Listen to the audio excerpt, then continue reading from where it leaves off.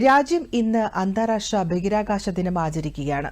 ചന്ദ്രയാൻ 3 ദൌത്യം ചന്ദ്രോപരിതലത്തിൽ soft landing നടത്തിയതിന്റെ 1 വർഷം പൂർത്തിയാകുന്ന ഇന്ന് രാജ്യം അന്താരാഷ്ട്ര ബഹിരാകാശ ദിനമായി ആചരിക്കുകയാണ്.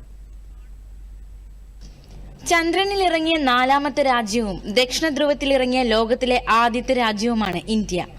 ഇന്ത്യയുടെ ബഹിരാകാശ പര്യവേഷണത്തിൽ ചന്ദ്രയാൻ 3 ദൌത്യം ഒരു സുപ്രധാന നാഴികക്കല്ലായിരുന്നു. ദൌത്യത്തിന്റെ ഉജ്ജ്വല വിജയത്തിന്റെ സ്മരണാർത്ഥമാണ് ഈ വർഷം മുതൽ ഓഗസ്റ്റ് 23 ദേശീയ ബഹിരാകാശ ദിനമായി ആഘോഷിക്കുന്നത്.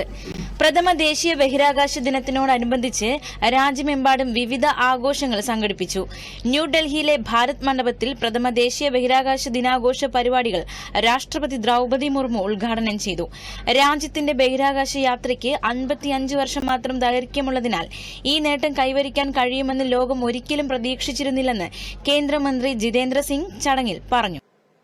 कि भारत का सर्वप्रथम राष्ट्रीय अंतरिक्ष दिवस अथवा नेशनल स्पेस डे का उत्सव मनाने का काम हमारे हिस्से में आया है. आज से ठीक 1 वर्ष पूर्व 23 अगस्त 2023 को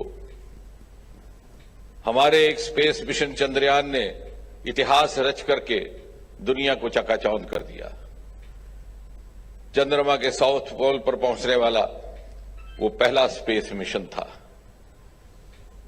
और तभी प्रधानमंत्री श्री नरेंद्र मोदी जी ने ये घोषणा की कि प्रतिवर्ष इस दिन को राष्ट्रीय अंतरिक्ष दिवस के रूप में मनाया जाएगा. ബഹിരാകാശ മേഖലയിൽ ആവശ്യമായ ഭാവി പ്രവർത്തനങ്ങളാണ് ഈ ദിനം വിഭാവനം ചെയ്യുന്നതെന്ന് ISRO chairman S. Somanath. This year, the National Space Day is being celebrated all across the length and breadth of this country with the participation of departments, ministries, educational institutions, science organizations, NGOs, general public, and there is a lot of energy and enthusiasm that is visible. Today we have culminating the entire celebration with the presence of our Honorable President of India on the National Space Day, the very first National Space Day. ദേശീയ ബഹിരാകാശ ദിനത്തോടനുബന്ധിച്ച് ഭാരത് മണ്ഡപത്തിൽ നടന്ന ബഹിരാകാശ സാങ്കേതിക വിദ്യകളും നേട്ടങ്ങളും പ്രദർശിപ്പിക്കുന്ന എക്സിബിഷൻ രാഷ്ട്രപതി ദ്രൌപദി മുർമു, കേന്ദ്രമന്ത്രി Jitendra Singh, ISRO chairman S. Somanath എന്നിവർ സന്ദർശിച്ചു.